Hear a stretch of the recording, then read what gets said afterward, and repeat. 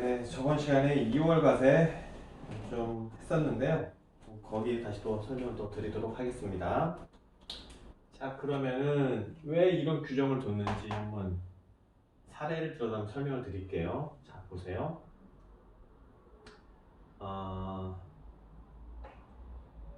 이제 아버지가 이제 아들한테 넘긴 경우인데, 요거보다는, 자, 보세요.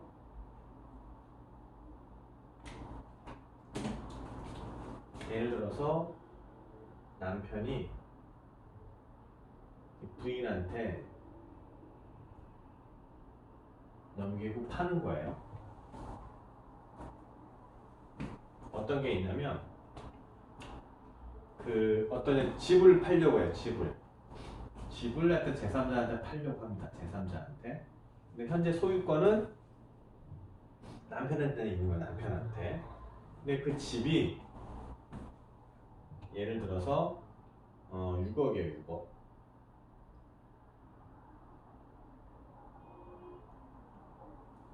그리고 남편하고 부인 명의로 돼 있는 집 전체의 개수가 2채 이상이라고 가정을 하고요. 그래서 이제 남편이 바로 제3자한테 넘기면, 그리고 조정대상 지역에 있다고, 그러니까 집이 조정대상 지역이니까 이제 서울, 경기 이런 쪽에 있다고 가정을 한다면 조정대상 지역이고, 그다음에 2채 이상이고 하면은 장기보유 특별공제가 안 들어가고요. 2주택자이기 때문에 그렇게 되면 과세가 되죠, 과세가. 그죠? 그리고 남편이 받은 취득가액은 너무 오래전에 산 거기 때문에 취득가액 없다고 가정을 합니다. 그러면은 6억으로 이제 이 제3자한테 넘기면 양도차익이 6억이죠, 6억. 그럼 세금이 어마어마하게 나오겠죠. 그죠? 어마어마하게 나와요. 아주 굉장히 많이 나와요. 그러다 보니까 이제 남편이 이제 고민을 하는 거예요. 아니, 이게 6억을 로 이제 넘기면 세금이 너무 많이 나오니까, 상담을 누군가한테 받아보니까 부부간의 증여는 6억까지 세금이 없다더라. 그러면 내 6억짜리 물건을, 이 부동산을 부인한테 넘기고, 그러면 이 부인 입장에서는 취득가 6억이잖아요. 그리고 내가 원래 팔려고 했던 6억을 이 사람한테 판다면 증여세 안 내죠. 취득세 정도 내겠죠. 이름이 바뀌니까, 이름이 바뀌면 취득세는 무조건 나옵니다. 무조건. 그러니까 취득세 정도만 부담한다면 양도세를 대폭 줄일 수가 있는 거예요. 이 전체 이 프로세스를 보니까 그런 유인이 강력하게 발생을 하는 거죠. 과세당 입장에서 보면 실질적으로는 남편이 제3자한테 양도하는 건데, 그게 경제적 실질인데, 중간에 부인을 둔 거예요. 부인의 요 거래 관계를 굳이 만들어서 이렇게 넘긴 거거든요. 쿠션을 준 거죠, 그러니까요. 그러니까 이거는 경제적 실질 관계에 위배한다 라고 해서, 아까 설명드렸던 것처럼 취득가액을, 부인의 취득가액 6억으로 하는 게 아니라 남편의 취득가액, 아까 가정에다 빵으로 한다는 거예요. 빵으로. 이해되세요? 그런 사례들이 워낙 많았기 때문에 지금 이런 법 규정이 들어오는 거예요. 그리고 해당되는 자산은 이 세 가지 종류. 토지, 건물, 취득할 수 있는 권리, 그다음에 시설물 이용권, 이렇게. 부동산 취득할 권리, 이렇게. 원래 이 취득할 수 있는 권리도 없었어요, 실은요. 없었는데 최근 몇 년 전 세법 개정으로 이게 들어오고, 부동산을 취득할 수 있는 권리가 뭐죠? 분양권이에요, 분양권. 이걸도 장난을 많이 쳤거든요, 사람들이. 아까 그런 논리로. 근데 이게 세법 개정으로 한 2, 3년 전쯤에 들어왔어요, 여기까지. 그래서 지금 오늘 세법이 빵꾸난데, 법에 구멍난 데를 많이 지금 메꿔졌죠. 그렇기 때문에 이렇게 세 가지, 토지, 건물, 그다음에 부동산을 취득할 수 있는 권리, 분양권, 그죠? 그냥 이게 여기 들어오게 굉장히 강력합니다, 이게. 그다음에 시설 이용권. 이용권이 뭐죠? 회원권, 콘도 이용권, 그런 거예요, 이거요. 골프 이용권, 호텔 이용권, 그 다음에 헬스장 이용권, 이용권 그런 거예요. 그 다음에 이거는 분양권, 그 다음에 이건 토지 건물. 이렇게 하시면 돼요. 그러면은 확 와닿죠, 이게요. 그러니까 사람들이 장난을 못 치는 거예요, 장난을. 그래서 기간도 정상적으로 부동산을 매입을 해서 이렇게 판다고 한다면 이 정도 기간 이상은 갖고 있는 게 통상적이라고 본 거예요. 그죠? 그래서 이렇게 이월과세가 되어 있다. 꼭 이해하시기 바랍니다. 이거요. 반드시 이해하셔야 돼요. 자, 그 다음에 145페이지 동그라미 3번 이월과세 규정 어떨 때 적용이 배제되는가 보시면 기업 사업인정 고시로부터 소급하여 몇 년? 2년 이전에 증여받은 경우로서 공익사업법에 따라 협의 매수 또는 수령된 경우 그 다음에 이월과세 규정을 적용할 경우 비과세되는 1세대 1주택의 양도에 해당하는 경우 그 다음에 디귿 이월과세 규정을 적용하여 계산한 양도세 결정세액이 이월과세 규정을 적용하지 아니하고 계산된 양도세 결정세액보다 적은 경우 이건 무슨 말이냐면은 이월과세 규정을 적용하면 여기서 이렇게 해갖고 이제 그 양도세가 나오는 거잖아요. 근데 적용하지 않은 경우는 이렇게 되는 거잖아요. 근데 어떤 게 크다고요? 양도세 결정세보다 적은, 그러니까 부동산 가액이 하락하는 경우 그럴 때는 적용하지 않겠다 그런 말입니다. 그 다음에 반가로 2번 이거는 패스입니다. 패스하고 그 다음에 자본적 지출액 이월과세는 꼭 이해하셔야 됩니다. 이거는 이월과세 너무나도 중요합니다. 이거는 다음에 또 나오긴 하는데 그때는 제가 설명을 간략하게 할 거고 하여튼 지금 나온 거는 반드시 이해를 하셔야 돼요. 반드시 146페이지 이번에는 자본적 지출액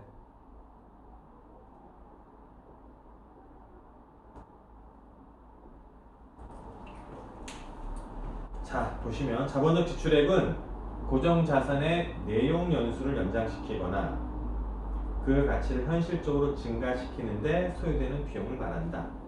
그래서 다음에 어느 하나에 해당하는 것을 말을 하는데요. 어떻게 해야 된다? 바로 밑에 줄에 확인되는 경우, 증빙에 의해서 확인되는 경우에 한해서만 자본적 지출액을 인정받을 수 있습니다.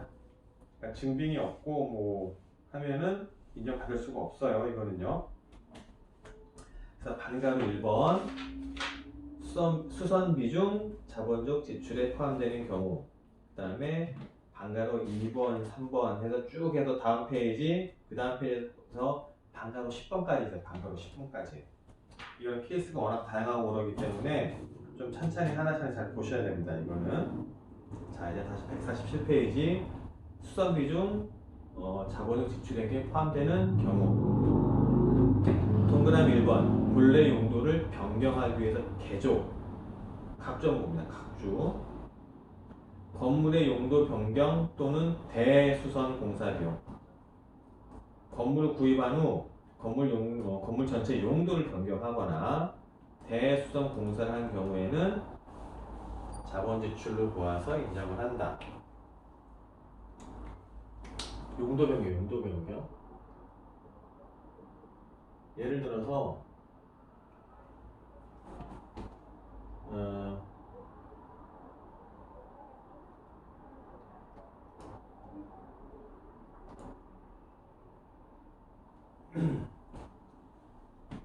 이렇게 있는데요.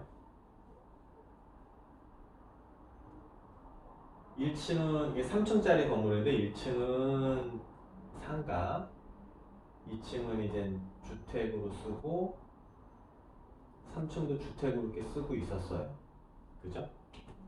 쓰고 있었는데 이제 동네 뭐 그런 뭐 슈퍼나 뭐 편의점이나 뭐 그런 게 간당간당 있는 그런 건물이었는데 그 동네가 무슨 길, 무슨 경리단 길 이러면서 이제 유동인구가 많이 유입이 되면서 동네 상권이 발달하기 시작한 거예요. 그러다 보니까 이 건물을 소유하는 사람이 주택으로 이렇게 임차를 주는 것보다는 상가로서 활용하는 게 더 좋겠다고 판단을 하고 이 안에 있는 분들을 이제는 상가로 좀 바꾸는 거죠. 그죠? 임차인을 바꾸는 거죠. 근데 주택에 있는 구조랑 상가로 쓸 수 있는 구조가 약간 좀 다르기 때문에 이분들을 주택으로 사용하는 임차인 분들을 내보내고 새로운 상가로 이제 사용하고자 하는 상가 임차인을 들이기 위해서 안에를 이제 공사를 할 거 아니에요. 내부 공사 여러 가지를요. 그런 거에 필요한 거예요. 용도를 변경하는 경우. 당연히 이거는 관할구청에 관할지자체 신고를 해야 됩니다. 이거는 신고해서 주택이 이렇게 바뀐다 해야 되는 거고 그때 한 내용이 용도 변경 이런 말이고요. 그 다음에 대수선. 그다음에 대수선이거든요. 간단하게 뭐 그냥 페인트 칠하고 뭐 그런 게 아니고요. 공사를 대대적으로 하는 거예요. 대대적으로.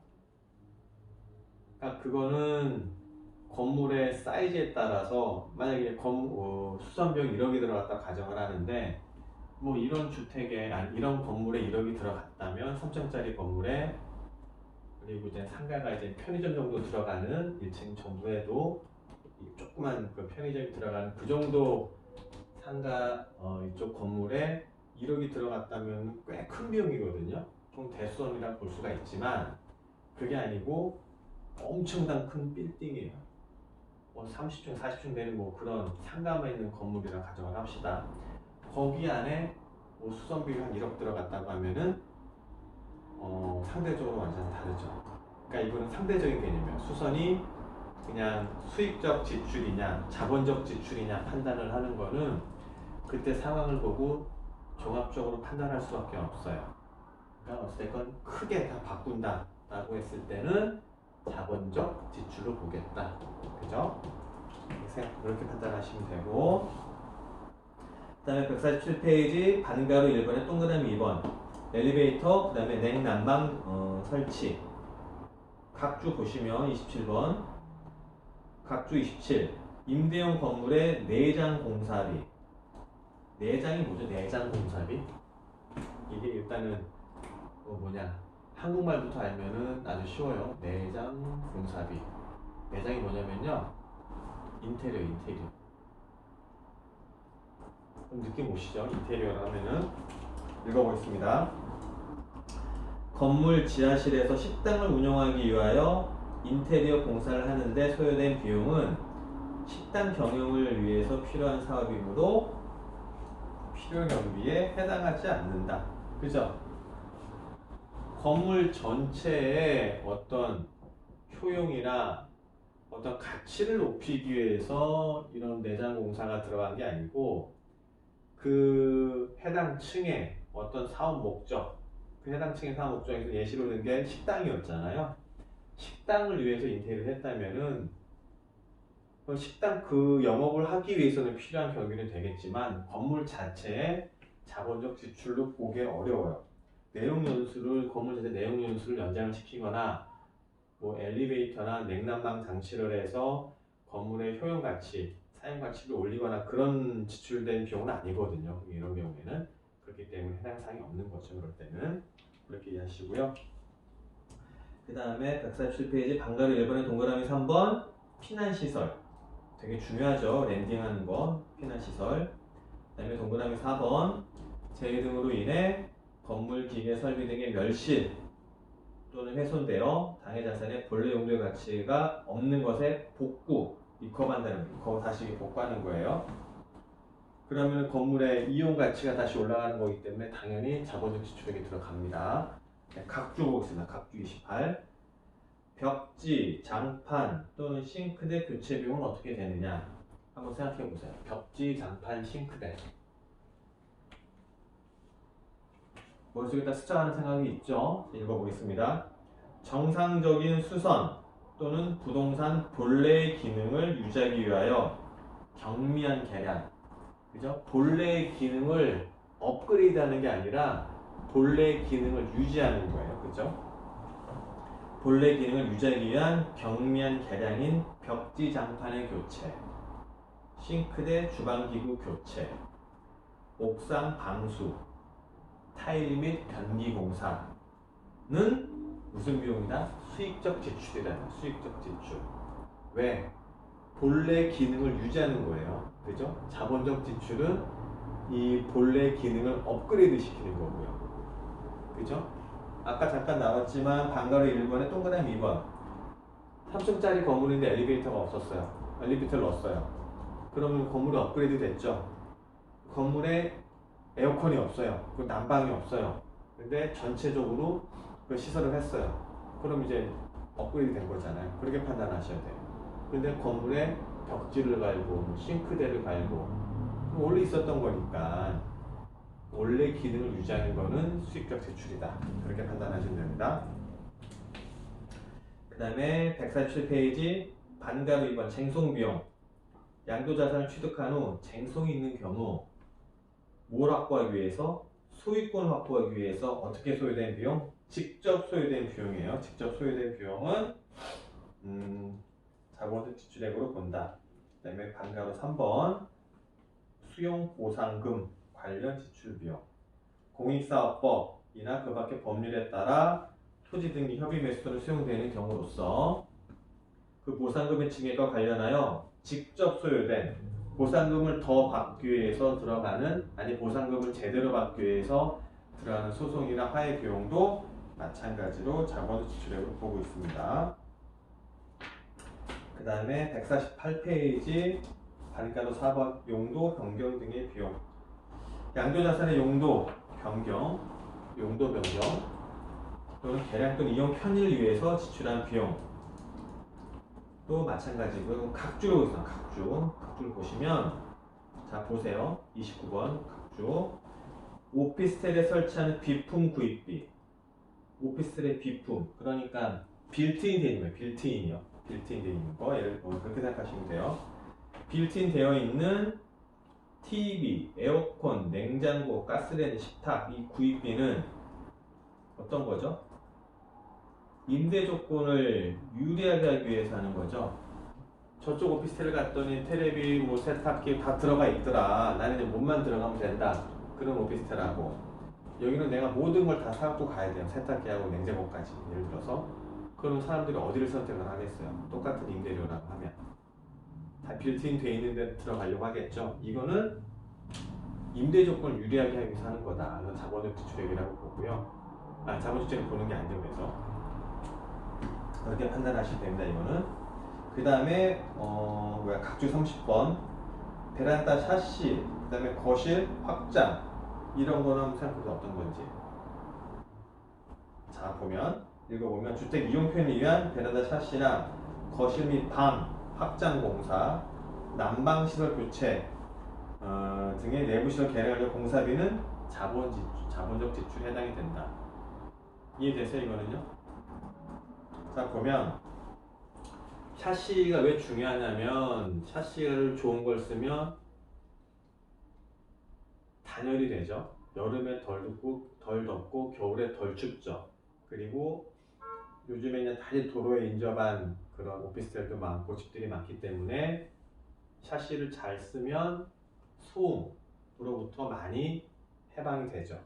그럼 이게 업그레이드 되는 거란 말이에요. 그럼 그 집이. 그래서 이제 샤시가 중요한 거고, 그 다음에 거실이나 방을 확장을 했어요. 베란다를 더 터서 확장을 했어요. 그러면은 이만큼 쓰던 공간이 더 이만큼 넓어지니까 당연히 이제 업그레이드 되는 거고, 그 다음에 에어컨이 없었는데 뭐 이렇게 빌트인 에어컨을 넣는다든지 그렇게 되면은 또 당연히 업그레이드 되는 거죠.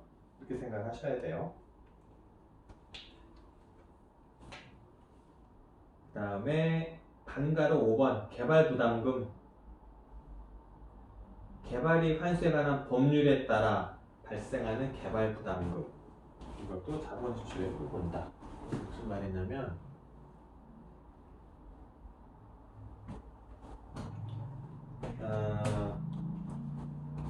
예를 들어 어떤 지역에 논밭이 있어요. 논밭. 그죠? 논밭이 있었는데 여기는 농사만 져야 돼요. 논밭이니까. 그죠? 근데 이거를 여기다가 무슨 공장을 짓거나 뭐 건물을 짓거나 그러려면은 대지로 지목을 변경해야 돼요. 지목 변경.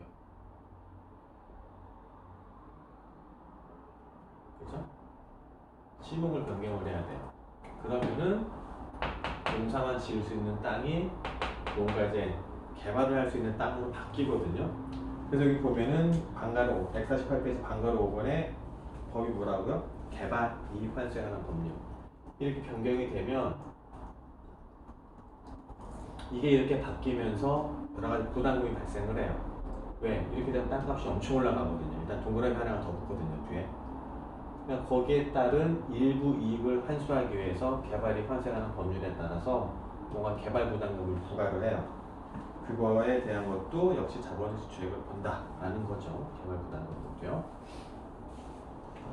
그 다음에 반가로 6번 재건축 부담금, 재건축 초과이익 환수에 관한 법률, 줄여서 재초안입니다. 재초안, 재건축 초과이익 환수에 관한 재초안에 따른 재건축 부담금, 그것도 마찬가지죠. 재건축 부담금, 재초안에 따른 재건축 부담금이 뭐냐면은 이것도 이제 워낙 얘기가 많고 뭐 이제 논란도 많은 건데 간단히 설명을 드리면 맨 처음에 여기 아파트가 이렇게 아파트 이렇게 있어요.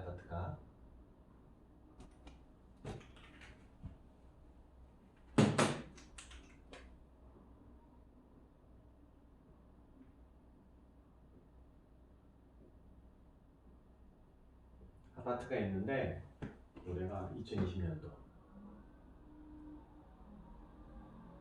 2020년도인데 예를 들어서 이제 아파트가 이게 만약 10억이다. 예를 들어서. 근데 이제 재건축이 이제 시작이 되는 거예요. 재건축이. 그래갖고 여차저차 해갖고 만약 2025년도쯤에 완공이 됐어요. 그때 시세를 보니까 한 20억이 된 거예요. 예를 들어서 똑같은 30평이에요. 똑같은 30평. 이런 가정을 하고요. 재건축이 돼서 이게 올라가는 거예요. 그래서 재초안이라는 게 뭐냐면은 재건축 개발 부담금이 뭐냐면은 재건축 부담금은 이렇게 이제 올라가는데 이거를 멸시를 하고 그 다음에 새로 짓잖아요. 그죠? 그러면 멸시라고 새로 짓는데 공사비가 들잖아요. 공사비. 그래서 10억에다가 공사비 등등등 이런 부대비용. 그 다음에 가만히 있어서도 물가 상승에 따라서 자산 가치는 상승을 해요. 그죠? 물가 상승률. 그죠?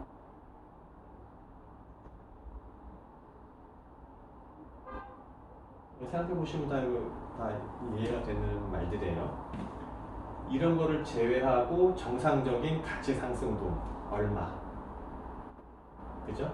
여기까지는 이 소유주가 만약에 A라고 하면은 이 정도까지 올라가는 거에 대해서는 인정을 해주겠다는 거예요. 그런데 이거보다도 더 올라간 이 부분 있죠? 이 부분에 대해서는 너무 올랐다. 왜?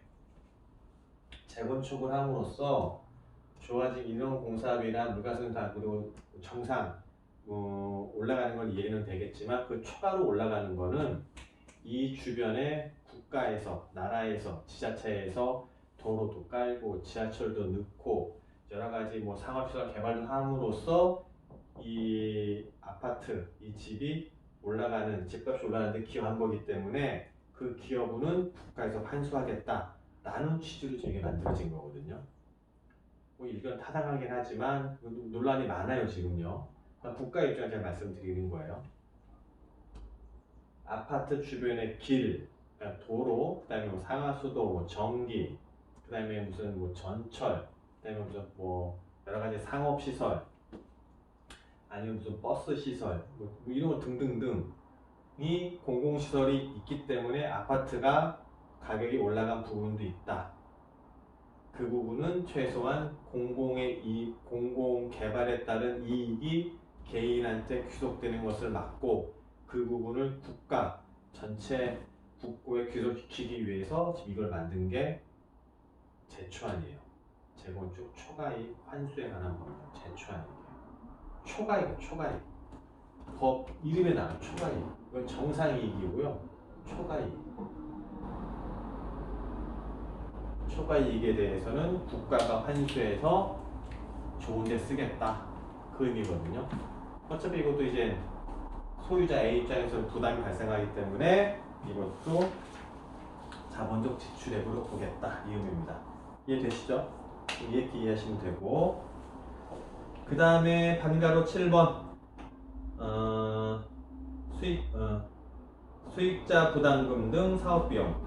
하천법, 우선법, 우선법에 이런 법률에 따라서 시행되는 사업으로 인해서 해당 사업구역 내에 토지 소유주가 부담한 수익자 부담금, 이것도 마찬가지로 그렇게 되고요. 그 다음에 반가로 8번 장애 철거 비용. 토지용 편을 위해서 지출한 장애물이라고 생각합니다. 장애물 철거 비용. 밑에 이제 각줄 보시면 30일 각줄 보시면 장애 철거 등에 지출한 비용. 토지용 편을 위해서 지출한 묘지 이장비. 묘지 옮기는 거예요. 묘지 이장비는 필요경비에 산입되는 것이며, 토지 소유자가 토지 양도를 위해서 불법 건축되어 있는 불법 건축물이나 무허 건축물을 철거하는 데 지출된 비용도 필요경비에 해당된다. 이렇게 보시고요. 그 다음에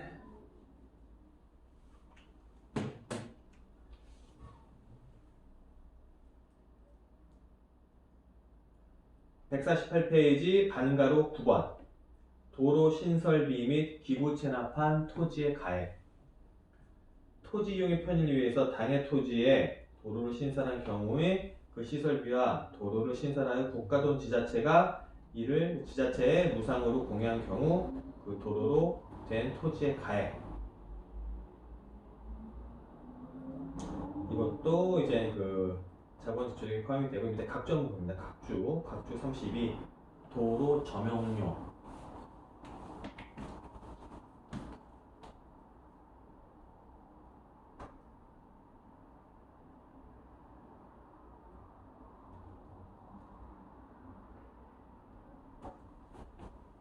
자, 읽어보면 논밭 임야 등의 건축 허가를 낼 때 국가 소유의 도로를 점용함에 따라 해당 허가 관청에 도로 점용을 납부하여 건축 허가를 받을 수 있는 상황이 있는 경우에는 도로 점용료도 토지 취득 원가에 포함된다. 이게 무슨 말이냐면 아까 잠깐 말씀드렸던 이쪽에 이제 전달비죠. 전달비, 그죠? 전달비 이렇게 있는데, 이거가 이제 대지로 지목을 변경을 하고 여기다 이제 건물을 올려요. 건물, 그죠? 건물을 올리는데, 건물을 올리려면 여러 가지 이제